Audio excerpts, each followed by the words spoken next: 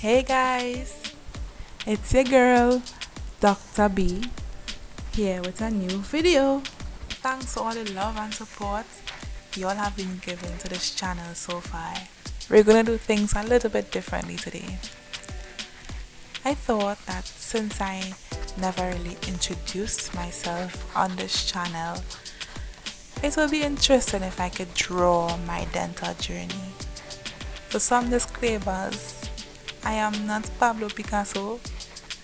I just tried my best. I promise I could draw a little bit better than what you guys gonna see here today. And I just hope you guys enjoy this video and we get to grow a little bit closer from it. Let's start simple. My full name is Raechell-Ann Barras, but I have a whole heap of nickname. They call me Dr. B, my close friends call me Ray, my Jamaican friends call me Raechell, other friends call me Rach. When most persons find out where I'm from, I become the Trini girl. And to strangers on the street, I'm Psst, Empress, Wagwan. And my patients call me the Rasta dentist. I am a general dentist with a whole heap of ambition, working in the beautiful island of Jamaica, Kingston to be specific. And to be specific, Medina halfway tree and you in the back. Now, this journey has a start and it has an end. But to say that start to end is a straight line, it's a lie. This journey kinda started, then it never was going to happen, and it kind of started again, but it had a whole heap of problems. It was a roller coaster going up and down and round and round, and I'm not even sure if this journey is going to end or where it's going to go, or how crazy it's going to get. To really start this journey proper, I'm going to have to say goodbye to Jamaica a bit and go south to my homeland, the land of oil and water and music and soca and carnival, Trinidad and Tobago. And we have to rewind back to 1998 or 97 in a housing community called Maloney Gardens, where I grew up. It was my preschool graduation day. At my preschool, it was customary for all the graduates to come on stage and declare what they're going to be when they grow up. Before graduation day, we've been training for months, trying to figure out what we wanted to be. In my mind, I wanted to be an astronaut because I heard a story about Neil Armstrong. But when I said that, my teachers looked at me like, huh? So, we had some magazines with different pictures, and my song went kind of like this. My name is Raechell-Ann, and I am 5 years old. When I grow up, I'll be a dentist. Aww. Well, at least that's how my mom remembers it. My memory is still a little vague. But what I can remember is that growing up, I was a little bit quirky, weird, but never normal. But I always found my weirdos. And in primary school, I found that with the Red Cross Society. It was always normal for me to want to be a part of something bigger than myself. And Red Cross gave me that platform. It taught me how to be of service. I learned basic first aid. And at my school on Thursdays, we would get to wear this white uniform with all our Red Cross badges on. And we would monitor the playground. And if anybody had injuries, we were the first on the scene with our band-aids and Johnson Violet to place any bruises. We were EMTs. I grew friends from that program, and the best part of it was that we got to go on summer camps in July. 2 weeks away from home with your friends, fellowshipping with other Red Cross societies around the country was the things dreams and storybooks were made of. And it just cemented in me that no matter where I go or what I do, I loved helping others. I still love helping others. We're gonna fast forward a little bit to May 2009. Growing up, I always heard stories how it was so scary and the quacks that would do horrible things to persons, and I saw some movies that were really, really not painting dentists in a good light, and I was terrified. But I never really thought I had anything to worry about. I mean, everybody always said, "Oh my God, you have such beautiful teeth." That was until my tooth broke. I was eating some cookies and my tooth just broke in half. And I experienced the worst pain in my life. Like I couldn't sleep. And did I mention that this was a few weeks before CXE? I couldn't even focus because every night I would be crying, and my mom wasn't sure if I should go to the dentist right away because she didn't want them to take out the tooth and have exams the next week. It was crazy, man. But finally we went. And having heard what I heard about the dentist, I was still terrified. But this dental office was not what I had envisioned. Everybody was just so freaking happy. Like, what y'all eating inside of here? The walls were filled with accolades. There were TVs and computers everywhere, magazines, pamphlets. It was so nice, but in my mind, all these things wasn't going to trick me because I made it afraid. And then I met my dentist, Dr. Ingrid Siberan. She was pretty, and she was kind and understanding. She took her time to explain what she saw on the x-ray and why she had to do what she was doing and what I should expect, and she never appeared to judge. She was just friendly and patient, and that played a very big role in me coming in as this fearful 16-year-old to somebody that actually loved going to the dentist. I went to a really good school, Bishop Anstey and Trinity College High School. I mean, it was prestigious. There were a lot of high achievers. Excuse my spelling. Scholarship awardees, star athletes, students that were well traveled.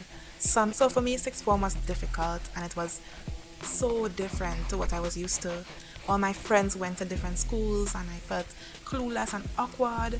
And I keep hearing my peers talk about their plans after sixth form. And I didn't have any plans. I just came to sixth form because it was what you're supposed to do after fifth form. It was difficult and I didn't know what I was doing. I was over it. Was over it. Even though teachers tried and principal and dean, they tried so hard. So it wasn't a big surprise to me when my CAPE results came in August.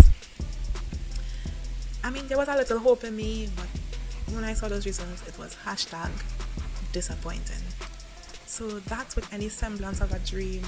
Becoming a dentist just had to go in the trash. And I was just thinking, well, there's a family business. I could go work at the dry cleaners and I will be okay. Working for my parents was amazing. I got to help them with the customers, they got rest, and I got money. So I used that year to find myself. The biggest part of that year was being a part of a dynamic, energetic performing arts group called Wassa Foley. It was a West African performing group, and we played drums and we would dance. We danced with the Prime Minister. I made my newspaper debut and it was amazing. I met some of my best friends to this day. They're my second family. Every time I go home, the first thing I would do is go to rehearsal. I love them so much and I miss them a lot. Another thing I got into was reading self-help books. My dad was an avid reader of self-help books and he gifted me The Secret. It taught me about the power of thinking positivity into your life and self-fulfilling prophecy. Then I went on to read The Outliers by Malcolm Gladwell, which showed you like why some people achieve some things versus others and how some things aren't your faults per se, and why are some people great at some things versus the others. What did they do differently? How were they grown up differently, And I also read a book by Dale Carnegie called How to Win Friends and Influence People. And I think this was a book to change my mindset. It sent me on a hunt trying to figure out about this Dale Carnegie guy. And I realized that there was truth for Dale Carnegie principles. in Trinidad at the Leadership Training Institute. However, it was a course for supervisors and managers. So I spoke to my parents and they sent me. And there I met some of the managers and department leaders at companies like Call Fire and True Value. I met some really amazing persons. And seeing their success and being the youngest person at the class, seeing the heights that education can take you, motivated me to want more and motivated me to really take this college thing seriously. So while doing that in the afternoons, I finished my certificate in psychology in the daytime, and that was an amazing year as well, learning psychology. But I didn't think I wanted to do psychology for the rest of my life. So combining psychology with the chemistry and the math I learned before, when I did my research, I found that there was a career in neuropsychology where it was like a combination of both worlds. Not quite a doctor, but still having all the fundamental principles of both psychology, biology, and chemistry. So, with the blessing of my parents, on August the 18th, 2012, I packed my bags and flew to this strange place. I flew out of my comfort zone and landed in Kingston, Jamaica, to go to the University of the West Indies, Mona campus. The Faculty of Science and Technology afforded me an opportunity that changed my life, and I was ready to start over. I wanted to be in a new place where I didn't know anyone, where I could make my own dreams come true, and I was super motivated. Fortunately for me, it was a time of big change at Mona. There was a lot of big buildings going up that looked like they never belonged to the Caribbean. Those buildings looked like foreign something. I mean, glass buildings with the roof overlooking the Mona Dam, and it was gorgeous. And fortunately for me, being a biochemistry student, we were one of the first classes to have labs in that new facility. So I blessed that building there, yeah. Me christened it. I was there first. But it was cool. But what was even more cool was what was happening on the floor below my biochemistry floor. There was these labs where you would see like mannequins with teeth in them and a lot of computers, and I got a glimpse of some students working on them, and as they were working on the mannequins, the computer was showing something else, and it just looked so cool. And I would watch them making dentures, and I was in awe and seeing them carving teeth, and it kind of made me feel a little bit sour because I carve, and I was like, it just looks so cool. I even got caught a few times, and one time I was confronted. It's like, young lady, come here. Are you in dentistry? And I was like, no. I was so embarrassed. I wanted to melt into the floor. I didn't really want these people to catch me. That is why you're supposed to mind your business. You're too fast. You're too enough. That's what I was thinking to myself. But she was really nice. And that lady, I grew to love Dr. Jacqueline Turpin. Thank you. Sometimes she would be like, you're here all the time. You seem to really like this thing. Like, you sure you're not in dentistry? And I'll be like, no. She'd be like, you could probably consider it. And I was like, I mean, I was doing well where I was. I was getting A's and B's, a little bit above average, which was way better than what I was doing before. I was like, wow, sis, yes, Ray, you're killing this. But deep down inside, I always wondered, do you really want to do this forever? That dentistry thing looked pretty cool. And thinking about what Dr. T would say, you sure you're not in dentistry? You seem to really like it. It was true. I really liked it. I loved seeing it, and I would take the longer route down the stairs just to pass by the dentistry lab. So I decided to take a chance.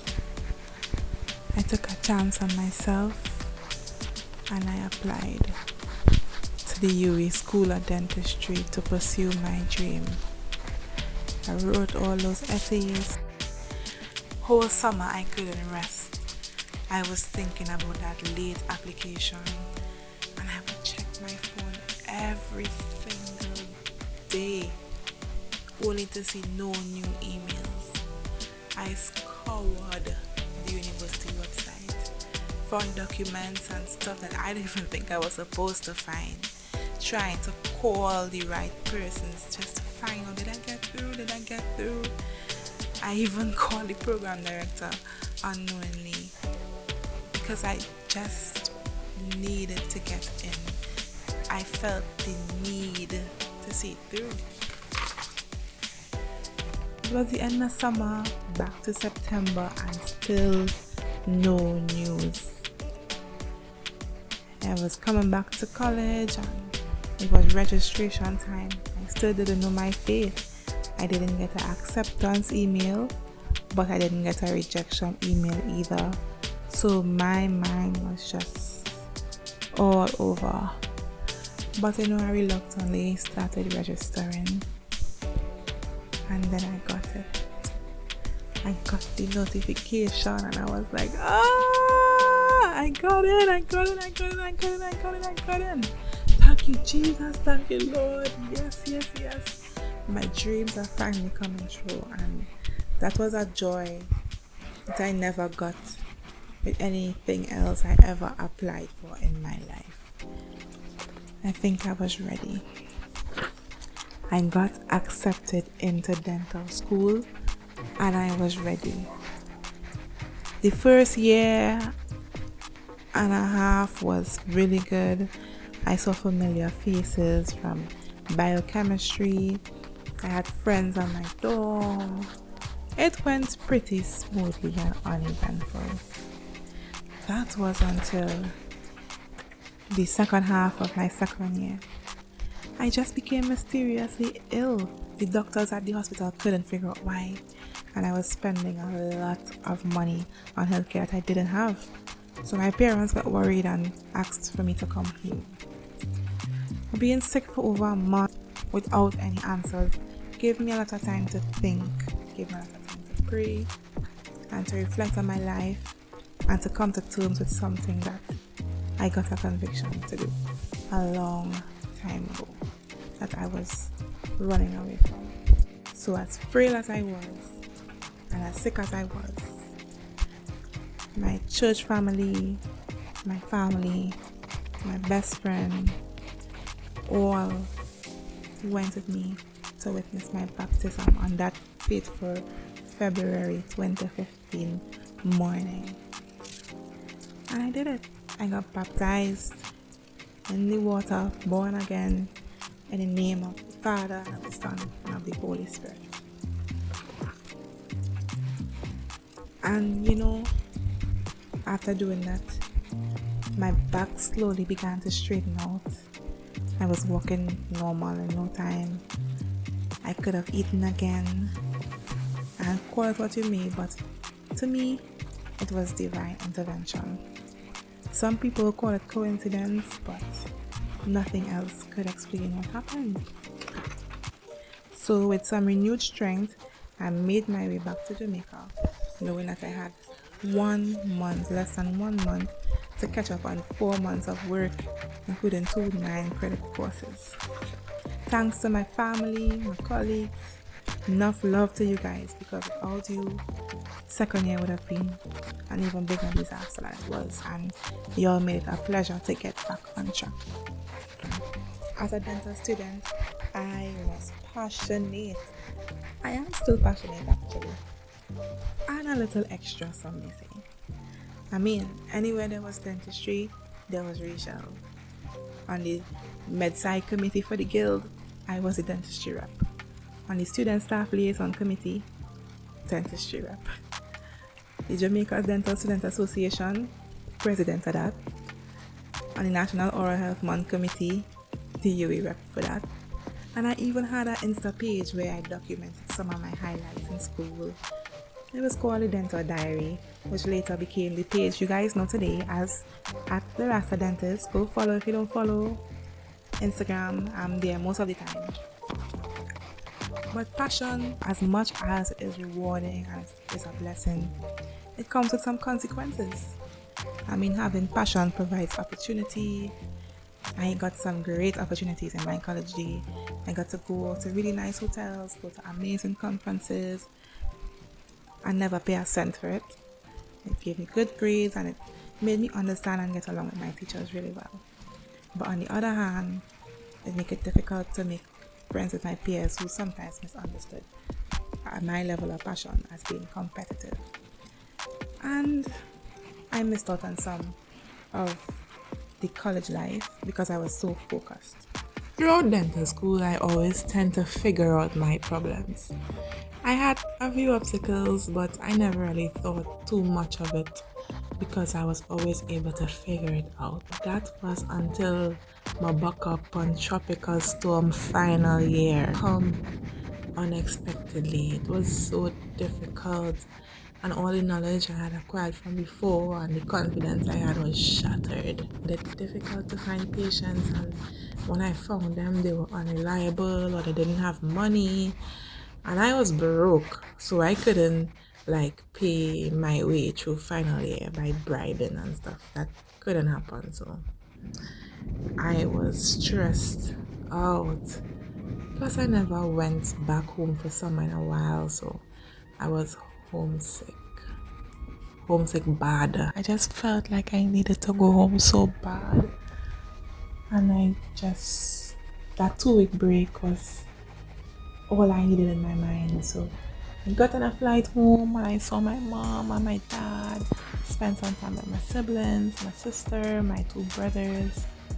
And at the time, my grandpa lived with us. Not too long after coming home, I realized that there was a purpose for me feeling that way, because the day after I got home, guess what?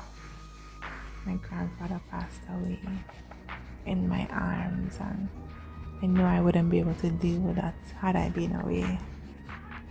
It was a day before I was about to leave to go. So I was getting my hair done and the hairdresser just stopped and she's like, Raechell, your mom is on the phone. And she dropped her phone and she was like, Raechell, I need to go home right now.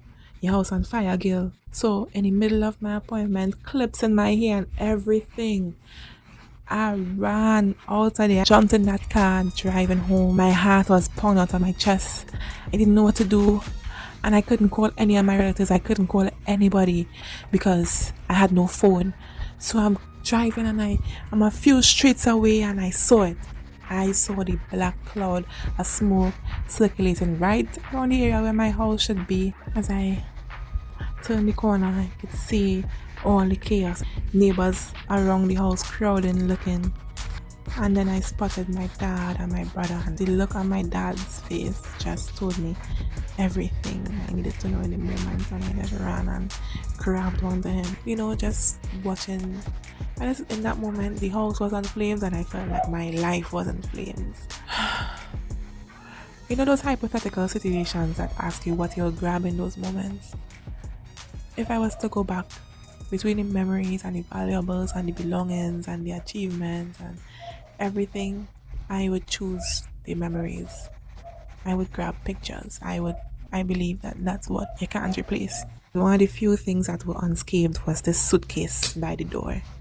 I am not a packer. I always pack for my flights like about 2 hours before check-in. I don't really pack the night before, the day before. So for me to have packed my laptop and notes and passport and whatever clothes and uniforms I had the day before was very unusual. Was that coincidence or divine intervention? Everything I needed to complete school was unscathed. But even though my family gave me the green light and I had everything I needed, I bought a return ticket so I had a flight, I just couldn't say goodbye. Like, how could I leave my family in a time like this? How could I say goodbye and come to Jamaica and act like everything is okay when everything was literally up in flames? Having to figure out where we live after and all of that, the logistics of all of that, it was just too much. So I took up my phone and called my coordinator and the program director, and it's like I'm not coming back. Tropical storm finally has progressed into a hurricane wreck my year. I was in such a dark place, and that fire was the stacker hay that broke the camel's back. I just felt like my life was ripping to pieces and I was losing control. It took some time for family and friends and stuff to convince me to take a flight back. And colleagues and teachers reassured me that, I could take the time I need, but please, you could do this, you could finish. And they even raised money that then went on to pay 2 months of rent, so I never had to burden my family in that time. And supporters and neighbors reassured me that my family will be okay and that I don't need to worry. What I need to worry about was completing the mission that I started. With all the support, it was still the most difficult time of my life. Coming back to Jamaica and being away from my family was so tough. I used to go to the bathroom in between patients and cry, in the shower cry, eating breakfast cry, lie down and cry, and it was very dysfunctional. With less than a month before my final exams, I knew I had to toughen up. What worse would it be for me to not finish on top of everything that was happening in 2018? 2018 was my 2020. So I had to pray and meditate and cut off the distractions and stop looking at the pictures of everything and find friends to study with, because studying alone meant I was crying alone and not focusing. And I had to trust that my family back home wanted and needed me to finish strong and that they were okay. So I didn't need to worry and burden myself with that thought. There were some exams where I felt like I definitely failed and I was unsure where I stood. But on August 31st, 2018, I got a letter. The letter started, "Dear Miss Barras." My stomach fell to the floor because I was saying, if I had passed it, I said Dr. Barras. But it went on to read that this email serves to formally inform you of your final DDS provisional results. Passes in all written and OSCE exams. I screamed to the top of my lungs. I screamed, I cried and everything. I didn't know how to feel, I didn't know how to act, because after having such a shitty year, for this to happen was a little spark of happiness that I needed, And on top of that, August 31st ain't just Judgment Day. It's my dad's birthday and Independence Day in Trinidad and Tobago. This letter meant that I was able to give my dad one of the best birthday gifts I could ever do. Some happiness in a time of trouble. So, that's what's up. That's what happened. And that's what led to me becoming Dr. Raechell-Ann Barras, a doctor in dental surgery. And with honors too, who this? I am just a regular girl. I jumped out of my comfort zone and achieved so much. Being awarded for outstanding research, being a top performer in those final DDS exams. How? Getting honors in operative dentistry because of all the lessons I learned from Dr. T. First in oral surgery overall. Top performer in OSCEs and fibers. How did I become the top graduate of 2018? Dentistry changed my life. It changed my life because before this, I was a girl who was unsure, didn't believe in myself. And I am so grateful. Dentistry transformed me from the girl that I was in 2011. Built a woman with confidence, that is charitable, that is passionate and driven, who is a dreamer and a doer. It wasn't easy, but I don't know how I did it. Well, I know it was God, but it is doable. It built character, it built grit, and it made me hungry to be the best version of myself, the best version for you, the best version of myself. And it taught me more than ever and gave me the confidence that I could do all things through Christ who strengthens. Don't forget to subscribe, and I'll be here again with another video. Love you guys. Bye.